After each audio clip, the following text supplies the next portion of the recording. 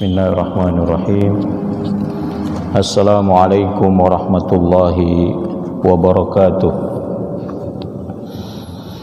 Alhamdulillah wassalatu wassalamu ala rasulillah wala hawla wala quwwata illa billah, amma ba'd. Subhanaka la ilma lana illa ma 'allamtana innaka antal alimul hakim. Allahumma ja'alna mimman yastami'una al-qawla fayattabi'una ahsanah. Ma'asyiral muslimin jamaah salat subuh yang dirahmati Allah, alhamdulillah kita bersyukur kepada Allah Subhanahu wa taala. Allah mudahkan kita untuk hadir di masjid pada subuh hari ini. Mudah-mudahan ini menjadi bagian dari amal soleh kita.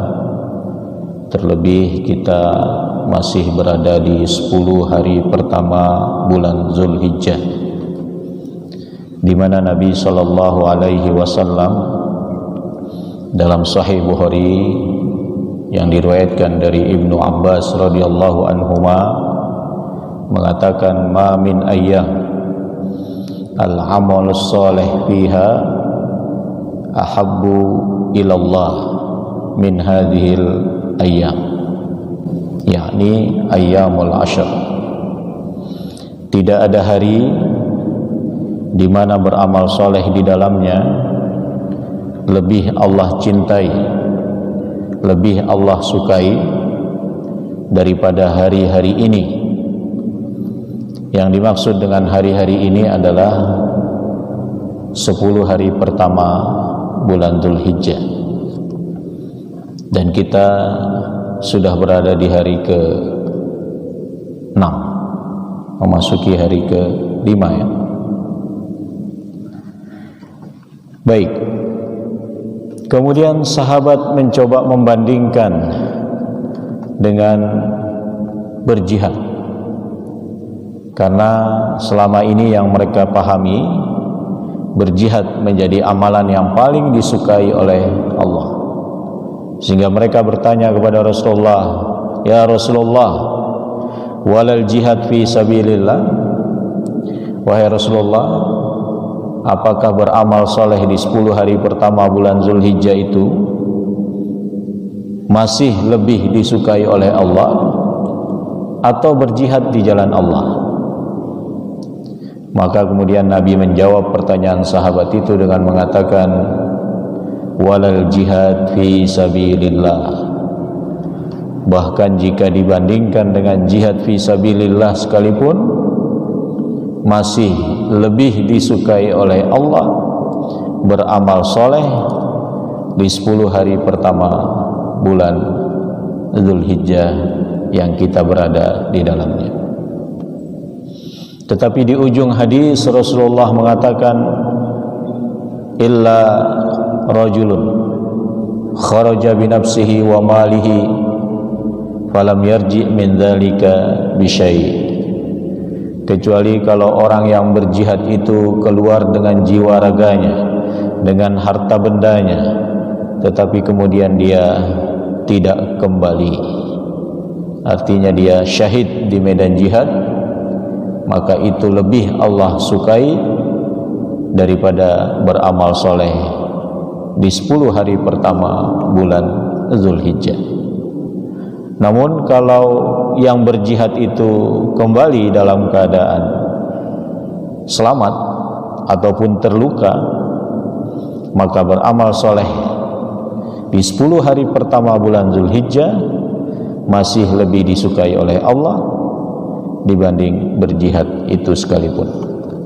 Karena itu mudah-mudahan kita bisa memaksimalkan 10 hari pertama ini dengan mengintensifkan amal soleh kita, baik amal soleh itu secara individu maupun secara sosial, ataupun juga amal soleh itu dilakukan dengan harta benda, dengan jiwa raga, ataupun amal soleh itu lahiriah batiniah. Ala kulli hal, semua kita mencoba memperbanyak beramal soleh di 10 hari pertama bulan Zulhijjah. Para jamaah yang dirahmati oleh Allah, pada pagi hari ini kita lanjutkan kajian tafsir Juz Amma dengan menggunakan kitab Aisarut Tafasir yang ditulis oleh Abu Bakar Jabir Al-Jazairi. Kita masuk surat Al-Kautsar. Surat Al-Kautsar yang umumnya diartikan dengan sungai di surga, yang merupakan pemberian Allah kepada Rasulullah Sallallahu Alaihi Wasallam, yang ada telaganya, di mana orang-orang beriman berharap bisa minum dari telaga itu, dan kalau sudah minum maka tidak akan kehausan. Surat ini adalah surat yang terpendek di dalam Al-Quran, hanya terdiri 3 ayat saja. Memang sama dengan surat Al-Asr, 3 ayat, tetapi jumlah katanya lebih banyak surat Al-Asr, sehingga dari sisi jumlah kata maka surat Al-Kautsar lebih pendek dari surat Al-Asr. Biasanya surat ini disebut juga surat An-Nahl, karena di dalam ayat kedua ada perintah untuk menyembelih korban wanhar. Dari kata ini kemudian surat ini juga disebut surat An-Nahl. Mayoritas ulama berpendapat bahwa surat ini Makkiyah, karena surat ini berbicara tentang ejekan orang-orang musyrik atau tokoh kaum musyrik ketika Rasulullah SAW mengalami kesedihan karena meninggalnya putra beliau Al-Qasim. Beliau sering dipanggil dengan Abul Qasim karena memang putranya ada yang bernama Al-Qasim. Dan semua putra Rasulullah yang laki-laki itu meninggal masih dalam keadaan bayi. Jadi orang-orang kafir Quraisy mengejek bahwa Rasulullah abtar, Rasulullah terputus keturunannya, karena semua anak laki-lakinya meninggal dunia. Maka Allah turunkan surat ini sebagai bentuk hiburan, menenangkan hati beliau bahwa bukan beliau yang abtar, tapi merekalah orang-orang musyrik itu yang abtar.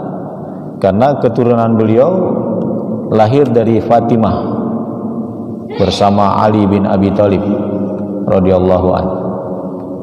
Ada Hasan Hussein dan seterusnya. Jadi keturunan beliau tidak terputus. Surat Al-Kautsar sebagian ulama berpendapat Madaniyah kalau melihat dan memahami ayat kedua, perintah sholat Idul Adha dan berkorban. Washolli li rabbika wanhar. Karena syariat Idul Adha itu terjadi di Madinah. Jadi sebagian ulama berpendapat bahwa ayat ini atau surat ini turun setelah hijrah, turun di Madinah. Bahkan ada yang berpendapat surat ini turun 2 kali, sekali di Mekah, sekali di Madinah. Wallahu a'lam. Yang pasti bahwa kebanyakan mayoritas ulama berpendapat surat ini Makkiyah, artinya turun sebelum hijrah. Mari kita lihat makna kosakata dari ayat ini sebagaimana yang ditulis dalam kitab Aisarut Tafasir. A'udzubillahi minasyaitonirrajim. Inna a'tainakal kautsar. Ai inna rabbul izzah, sungguh Tuhan yang memiliki kemuliaan, wal jalal, wahabnaka ya nabiyana, kami telah memberikan kepadamu wahai nabi kami al-kautsar, ai nahron fil jannah. Jadi di sini diartikan al-kautsar itu dengan nahron fil jannah. Walaupun ulama tafsir mengartikan al-kautsar dengan berbagai bentuk kenikmatan yang Rasulullah terima dari Allah Subhanahu wa ta'ala. Kata a'ta atau yu'ti dalam bahasa Arab itu memberi dalam jumlah yang sedikit. Kalau digandengkan dengan al-kautsar, mungkin kita akan bingung. Memberi dalam jumlah yang sedikit tapi banyak pemberiannya. Maka diantara ahli tafsir ada yang mengatakan bahwa apa yang diberikan Allah kepada Nabi Muhammad di dunia ini masih sedikit dibandingkan apa yang akan Allah berikan di kemudian hari, di akhirat kelak. Jadi inna a'tainakal kautsar, sesungguhnya kami telah memberikan kepada anda wahai Muhammad nikmat yang banyak. Walaupun disebutkan nikmat yang banyak, tetapi masih lebih banyak lagi yang akan diterima oleh Rasulullah dalam kehidupan akhirat kelak. Ini juga memberikan penjelasan bahwa orang yang memberi itu harus merasa bahwa yang diberikan itu tidak ada apa-apanya, sehingga dia tidak sombong. Sementara orang yang menerima harus merasa bahwa pemberian itu walaupun kecil tetapi hakikatnya banyak, dan harus dia berterima kasih dan bersyukur kepada pemberinya. Dalam hal ini pemberi utama, pemberi yang sesungguhnya adalah Allah Subhanahu wa ta'ala. Wa shalli li rabbika wanhar, ay fashkur dalika bi salatika li rabbika al mun'im alaika wahdahu wanhar lahu wahdahu. Bersyukurlah engkau wahai Muhammad dengan menegakkan ibadah solat karena Tuhanmu yang telah memberikan nikmat kepadamu, dan dialah satu-satunya yang memberikan nikmat itu. Tidak ada sekutu dalam pemberian nikmat itu, dan sembelihlah kurban juga karena Allah, karena Tuhanmu. Jadi dalam ayat kedua ini Allah perintahkan Nabi Muhammad untuk bersyukur dengan cara meningkatkan kualitas salatnya dan dengan cara melakukan penyembelihan hewan kurban, kemudian berbagi dengan orang-orang di sekitarnya sebagai bentuk syukur atas nikmat-nikmat yang Allah anugerahkan kepada beliau. Termasuk ayat ini sudah tentu berlaku bagi semuanya. Walaupun khitabnya kepada Nabi Muhammad, tapi bukan berarti ayat ini hanya khusus untuk beliau. Siapa yang telah Allah berikan nikmat, maka hendaklah dia bersyukur kepada Allah Subhanahu wa ta'ala dengan meningkatkan kualitas salatnya, kemudian berbagi dengan nikmat yang Allah berikan itu. Nabi SAW suatu malam dilihat oleh ibunda Aisyah radhiyallahu anha salat sampai kakinya bengkak, telapak kaki beliau bengkak, sehingga ibunda Aisyah bertanya, wahai Rasulullah, kenapa anda lakukan ini? Artinya salat sampai kakinya bengkak begini. Bukankah Anda termasuk yang sudah diampuni dosa yang telah lalu maupun dosa yang akan datang. Apa jawaban Rasulullah? Afala akunu abdan syakura. Wahai Aisyah, justru karena nikmat-nikmat itu, termasuk nikmat telah diampuninya dosa-dosa Rasulullah, aku ingin menjadi hamba Allah yang paling bersyukur. Jadi Rasulullah SAW bersyukur diantaranya dengan meningkatkan kualitas sholatnya, baik sholat yang wajib maupun sholat yang sunnah. Ini salah satu bentuk bersyukur kepada Allah, karena sholat ini menjadi amalan yang utama. Setiap hari kita melaksanakan ibadah sholat yang wajib 5 kali dan tidak terhitung sholat-sholat sunnah yang dianjurkan untuk kita perbanyak, sehingga bentuk kesyukuran itu bisa diwujudkan salah satunya dengan meningkatkan kualitas ibadah sholat. Inna syani'aka ay mubghiduka, pembencimu wahai Muhammad. Huwal abtar ay al-aqal al-adzal al-munqati akibahu, dialah yang terhina, dialah yang sedikit keturunannya, dan dialah yang terputus kesudahannya atau keturunannya. Jadi bukan Nabi Muhammad yang terputus keturunannya, bukan Nabi Muhammad yang terputus nikmatnya dari Allah, tapi mereka yang mengejek itulah, yang membenci Rasulullah itulah yang terputus keturunannya, terputus nikmatnya dari Allah Subhanahu wa ta'ala.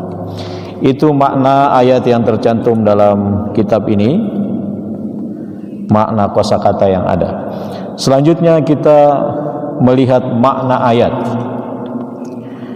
Qauluhu ta'ala inna a'tainakal kautsar wa shalli li rabbika wanhar inna syani'aka huwal abtar.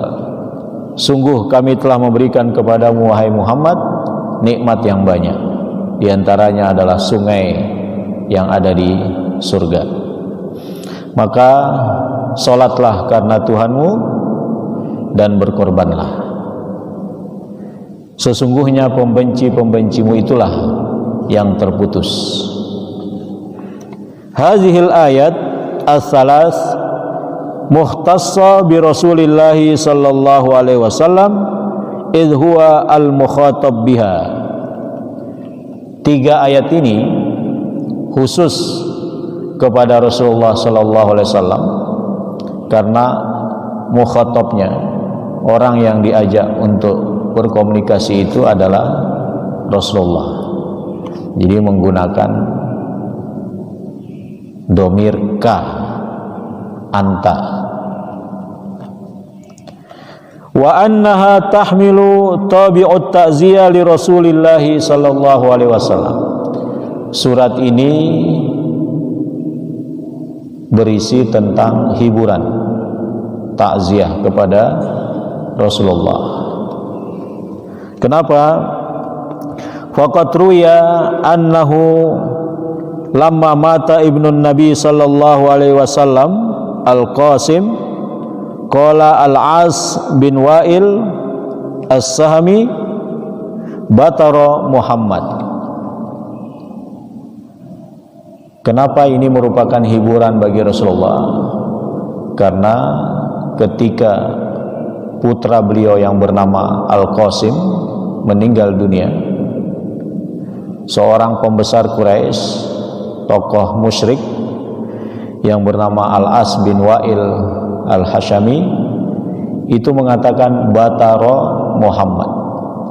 Wah, Muhammad ini keturunannya sudah terputus, anak laki-lakinya sudah meninggal, sehingga dia gak mungkin lagi punya keturunan. Huwa abtar ay la akibalahu ba'dahu, dia orang yang sudah terputus keturunannya sehingga tidak ada lagi yang melanjutkannya setelah itu. Karena memang secara umum masyarakat Arab itu suka dengan anak laki-laki, Bahkan di masa jahiliyah, kalau yang lahir itu anak perempuan, maka mereka tidak suka. Seakan-akan anak perempuan itu bencana bagi mereka.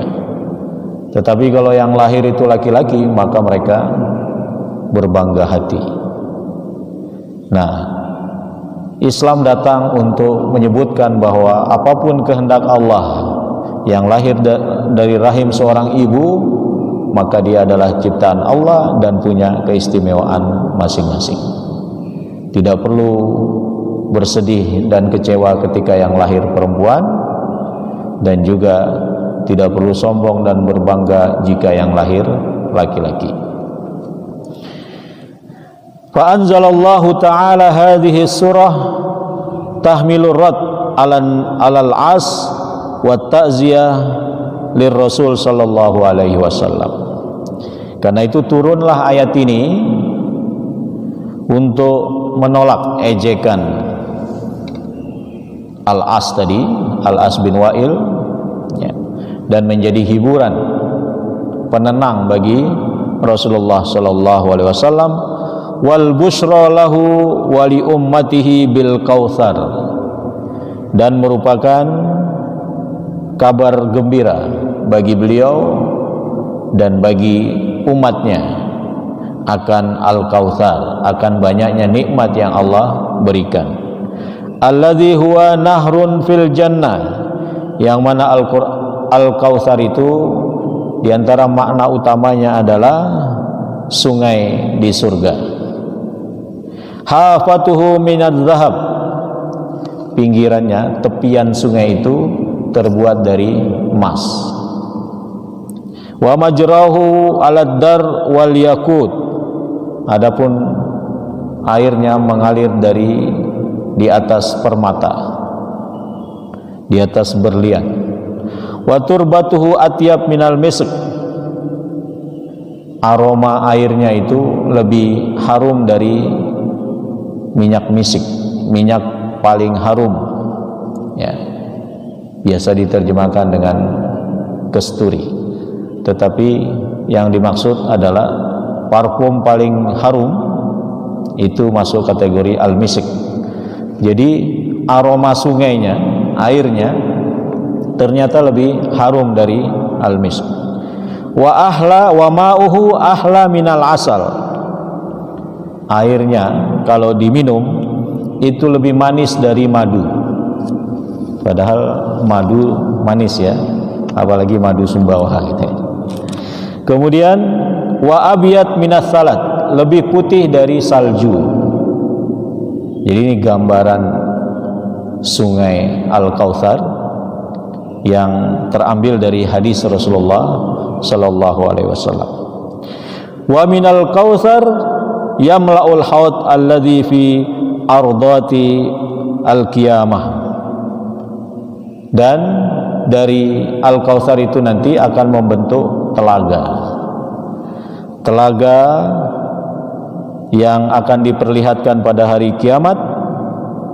Wala yarudduhu illa sholihun min ummatihi sallallahu alaihi wasallam, dan tidak didatangi tempat itu, telaga itu, kecuali mereka orang-orang yang soleh di antara umat Rasulullah sallallahu alaihi wasallam. Mudah-mudahan kita termasuk yang bisa meminum dari telaga Rasulullah sallallahu alaihi wasallam. Amin. Wa qauluhu ta'ala inna a'tainakal kautsar, ay khususnaka bil kautsar. Ketika Allah berfirman, sungguh kami telah memberikan kepadamu Al-Kautsar, yaitu maksudnya kami khususkan Al-Kautsar itu untukmu wahai Rasulullah. Allazi huwa nahrun fil jannah, yang merupakan sungai di surga. Min a'zami anhariha ma'al khairil katsir, yang mana Al-Kautsar ini merupakan sungai yang terbesar di dalam surga. Di sana terdapat banyak sekali kebaikan. Allazi wahabahu Allah taala laka minan nubuwah wad dinil haq wa raf'udz dzikr wal maqamil mahmud, yang mana Allah juga telah memberikan kepada Anda kenabian, agama yang hak, agama yang benar, yaitu Islam. Kemudian juga Allah sebutkan, Allah tinggikan penyebutan nama Rasulullah. Wa rafa'na laka dzikrak, kata Allah dalam surat Ad-Duha. Kemudian Allah tinggikan makomnya di akhirat kelak. Jadi makna Al-Kautsar itu tidak terbatas pada makna sungai. Para ahli tafsir menyebutkan bahkan sampai 16 makna kenabian termasuk Al-Kautsar. Agama Islam yang Rasulullah bawa termasuk Al-Kautsar. Keturunan beliau termasuk Al-Kautsar. Sahabat-sahabat beliau termasuk Al-Kautsar. Kemudian beliau ditinggikan namanya sampai Allah bersalawat, malaikat bersalawat, dan kaum mukminin seluruhnya diperintahkan bersalawat dan bersalam kepada beliau. Ini artinya namanya ditinggikan. Bahkan orang yang bakhil, kata Rasulullah, adalah orang yang ketika disebut nama beliau, orang itu tidak bersalawat. Karena itu kalau saya menyebut nama Muhammad, maka di hati Bapak Ibu katakanlah Allahumma sholli wa sallim alaihi, sehingga tidak termasuk kategori yang bakhil tadi. Wa qauluhu fasalli rabbika wanhar. Kemudian firman-Nya, dan salatlah kamu karena Tuhanmu dan sembelihlah hewan kurban. Ai fashkur hadzal in'am, syukurilah berbagai nikmat ini wahai Muhammad, bi an tusalliya li rabbika wahdahu, agar Anda salat hanya karena Tuhan Anda. Memang sebagai komitmen seorang muslim itu salatnya harus karena Allah. Inna salati wa nusuki wa mahyaya wa mamati lillahi rabbil alamin.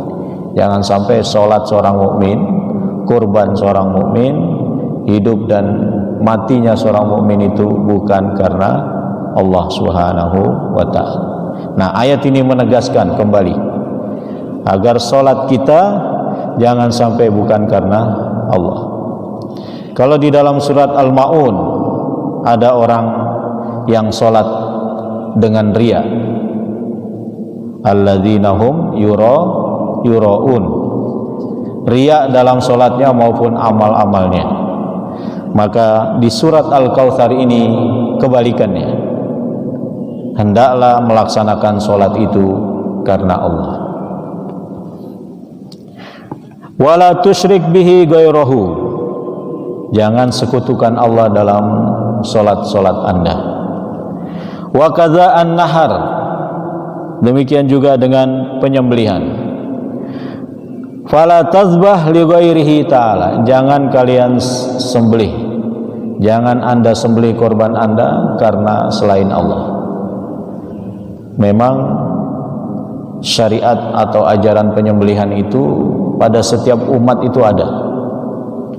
Ada yang menyembelih untuk menolak bala, ada yang menyembelih untuk adanya kesuburan tanaman-tanamannya, ada yang menyembelih sebagai simbol persatuan suku-suku, ada yang menyembelih untuk matahari, ada yang menyembelih untuk pohon besar, penunggu pohon besar, ada yang menyembelih hewan untuk Nyi Roro Kidul dan lain sebagainya.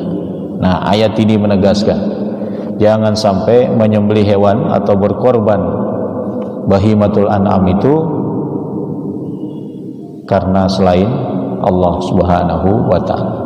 Insyaallah kita sebentar lagi akan melaksanakan ibadah kurban yang merupakan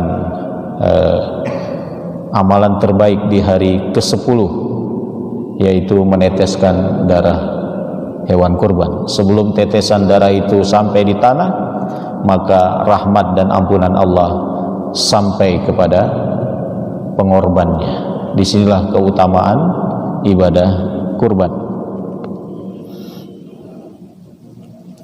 Wa fi hadza ta'lim li ummatihi, dan di dalam perintah salat dan penyembelihan ini adalah pengajaran dari Allah Subhanahu wa taala. Wa hal murad minas shalah salatul Aid wan nahar al-udhiyah la mani'a min duhuli hadza fi sairi shalawat wan nusuk. Apakah makna dari ayat ini adalah salat Idul Adha, fasholli rabbika itu adalah salat Idul Adha, dan penyembelihan yang dimaksud dalam ayat ini adalah berkorban? Tidak ada larangan untuk menyebutkannya. Artinya bisa masuk. Dan secara umum semua ibadah salat, termasuk salat 5 waktu. Karena itu kalau kita buka buku-buku tafsir, fasholli rabbika itu tidak terbatas salat Idul Adha, salat Id, tetapi juga salat 5 waktu. Bahkan ada yang mengartikan dengan doa. Jadi karena sebaik-baik doa itu kan berdoa di hari ke-9, hari Arafah, hari ke-9 dari bulan Zulhijjah. Kemudian besoknya sebaik-baik hari untuk melakukan ibadah terbaik, yaitu berkorban, meneteskan darah hewan kurban. Jadi makna ayat ini bisa umum, yaitu sholat dan penyembelihan, karena itu tidak halal binatang yang disembelih tidak atas nama Allah. Dan bisa juga dimaknai secara khusus bahwa makna fasholli rabbika wanhar itu adalah sholat Id, Idul Adha, dan berkorban di hari raya Idul Adha. Wa qauluhu ta'ala inna syani'aka huwal abtar. Kemudian firman Allah, sesungguhnya yang membencimu wahai Muhammad dialah yang terputus. Ai inna mubghiduka fi kulli zamanin wa makanin, sesungguhnya yang membencimu wahai Muhammad di setiap waktu dan di setiap tempat. Jadi tidak berlaku saat itu saja, tidak berlaku bagi Al-As bin Wa'il saja yang menyebut Nabi Muhammad terputus keturunannya sehingga membuat Nabi sedih, ya. Tetapi berlaku dimanapun, kapanpun, pembenci-pembenci Rasulullah. Jadi kita lihat dalam era modern ini banyak yang menghina, membenci Rasulullah. Mudah-mudahan ayat ini menjadi motivasi bagi kita untuk mencegahnya. Jangan sampai orang-orang di sekeliling kita membenci Rasulullah, menghina Rasulullah Shallallahu Alaihi Wasallam. Allah memuliakan beliau dan kita diperintahkan untuk memuliakan beliau dan keluarganya. Sehingga ini menjadi keimanan kita kepada Rasul yang Allah turunkan sebagai penutup para nabi itu. Wa huwa al-aqallul adzal munqati an-nasal wal akib. Jadi dialah yang mengejekmu lah, yang membencimu lah, yang terhina, yang terputus keturunannya dan terputus kesudahannya, tidak akan lagi memperoleh kenikmatan-kenikmatan dari Allah Subhanahu wa ta'ala. Bapak Ibu para jamaah yang dirahmati oleh Allah, ini yang bagian kedua surat Al-Kautsar. Secara umum maknanya adalah perintah untuk bersyukur kepada Allah atas nikmat-nikmat yang Allah berikan kepada kita semua, lebih khusus kepada Rasulullah Sallallahu Alaihi Wasallam. Di antara bentuk dan wujud syukurnya adalah meningkatkan kualitas salat kita dan juga dengan menyembelih hewan kurban, kemudian berbagi dengan orang-orang di sekeliling kita. Ada yang menarik dari surat Al-Kautsar ini, kalau kita cermati surat Al-Kautsar ini, jumlah katanya, jumlah kata dalam surat ini hanya 10. Kemudian pada ayat pertama jumlah huruf hijaiyahnya hanya 10. Demikian juga ayat kedua hanya 10. Washolli li rabbika wanhar. Kemudian ayat ketiganya juga huruf hijaiyahnya jumlahnya 10. Ada yang coba menghitung ya? Ya, alif dan hamzah itu dihitung satu, dihitung sama. Jadi kalau dipisah tidak 10 ya. Tapi karena hamzah itu berdiri di atas alif, maka dihitung sama dengan alif. Nah, kemudian apa lagi? Huruf yang terbanyak yaitu huruf alif. Itu jumlahnya 10. Dan huruf yang hanya disebut sekali, tidak diulang 2 kali, huruf hijaiyahnya dalam surat itu berjumlah 10. Kemudian surat Al-Kautsar ini berakhiran huruf apa? Huruf apa? Akhir setiap ayatnya itu huruf apa? Inna a'tainakal kautsar. Huruf apa? Ra ya. Washolli li rabbika wanhar. Huruf apa? Ra juga. Inna syani'aka huwal abtar. Huruf ra. Huruf ra itu urutan nomor berapa? Coba. Alif, ba, ta, fa, jim, ha, kha, dal, zal, ra. Keberapa? 10 juga.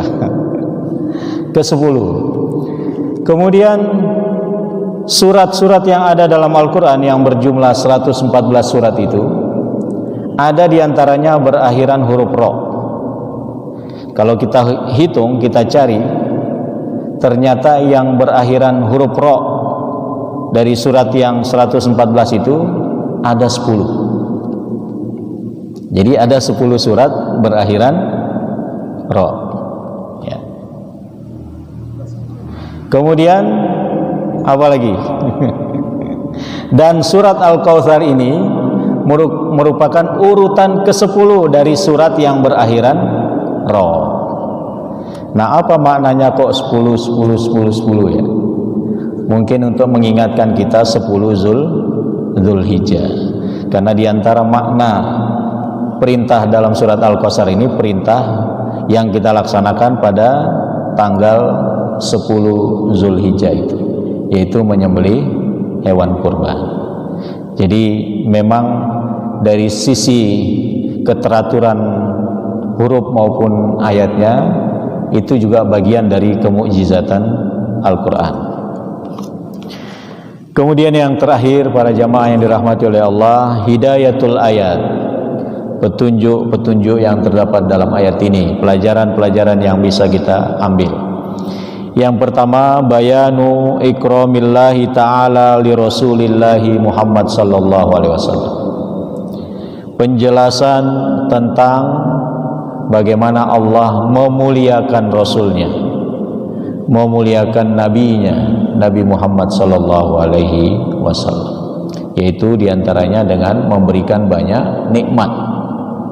Apakah nikmat itu berupa sungai di surga nanti, berupa keturunan, berupa Al-Quran, berupa agama Islam, agama yang hak, berupa kenabian, sahabat-sahabat yang selalu mendukung beliau, umatnya yang sayang kepada beliau, dan lain sebagainya, dan lain sebagainya.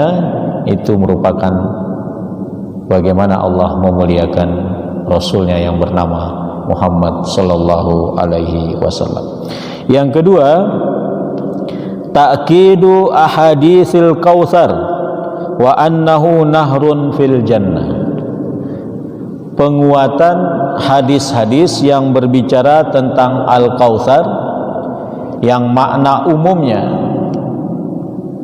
adalah sungai di surga, bahwa benar Rasulullah akan diberi secara khusus sungai di surga.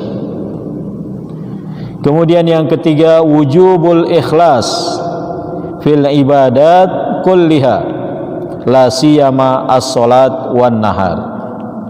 Wajibnya dalam beribadah, dalam beramal itu ikhlas karena Allah. terlebih ikhlas dalam sholat, ikhlas dalam berkorban. Makanya yang disebutkan dalam komitmen ayat itu, inna sholati wa nusuki, sesungguhnya sholatku, nusukku, kurbanku, ya. Jadi disebutkan, padahal ikhlas itu kan semua amal, tidak hanya sholat dan penyembelihan, tapi untuk menegaskan terutama ibadah sholat dan ibadah berkorban. Yang keempat, masyru'iyatud du'a ala zalim, disyariatkannya, dibolehkannya berdoa terhadap orang-orang yang zalim.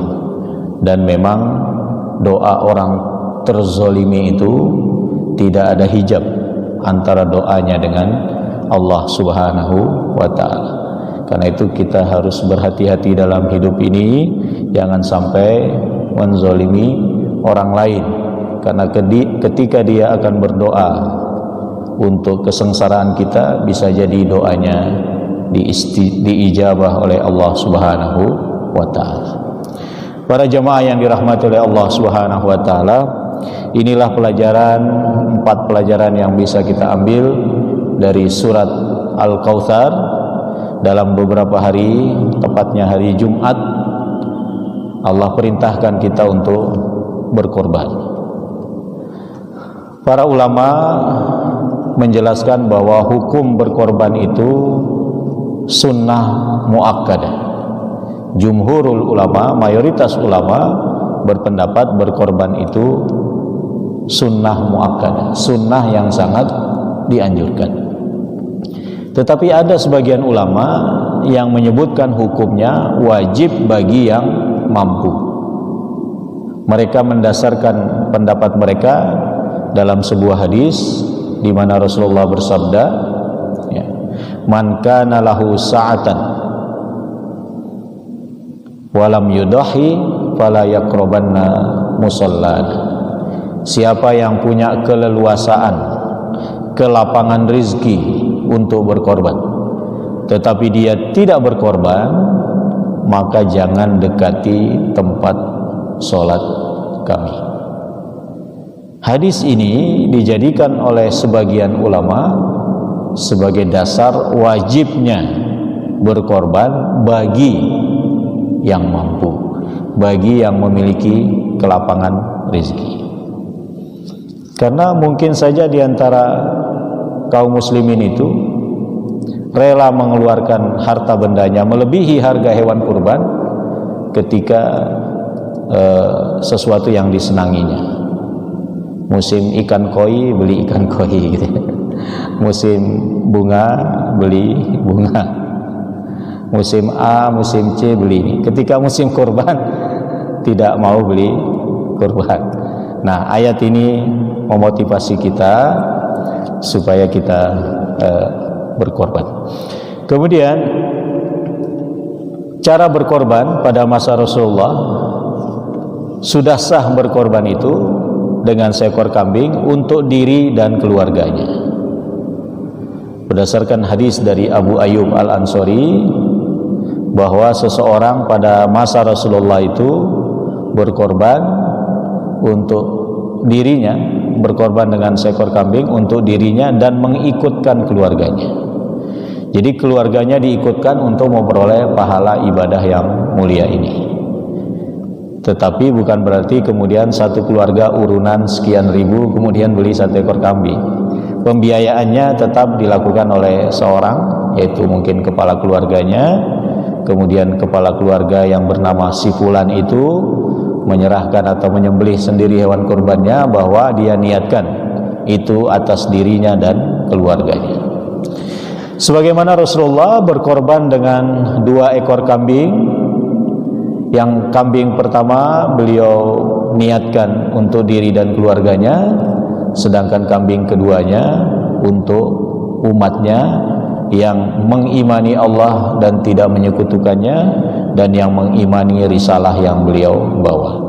Jadi siapa muslim yang beriman kepada Allah, bertauhid dan tidak menyekutukan Allah, dan percaya akan risalah Islam, sesungguhnya telah memperoleh pahala dari kurban Rasulullah Sallallahu Alaihi Wasallam. Sudah tentu yang dimaksud bukan pembiayaan, tapi mengikut sertakan keluarga untuk memperoleh pahalanya. Jadi keluarga yang diikutkan itu bisa siapa saja, asal bagian dari keluarganya. Bahkan baik yang sudah meninggal pun bisa memperoleh pahalanya.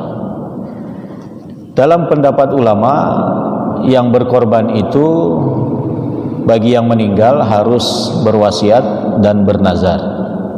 Kalau tidak berwasiat dan tidak bernazar, ya tidak perlu berkorban, karena ini perintah untuk orang yang hidup, ya. Tetapi yang meninggal bisa memperoleh pahala dengan cara apa? Keluarganya yang berkorban mengikut sertakan dirinya. Jadi bisa mengikutkan ayah ibunya yang sudah wafat, bisa mengikutkan barangkali ada anaknya yang sudah wafat, ya. Sehingga yang wafat itu pun memperoleh pahala.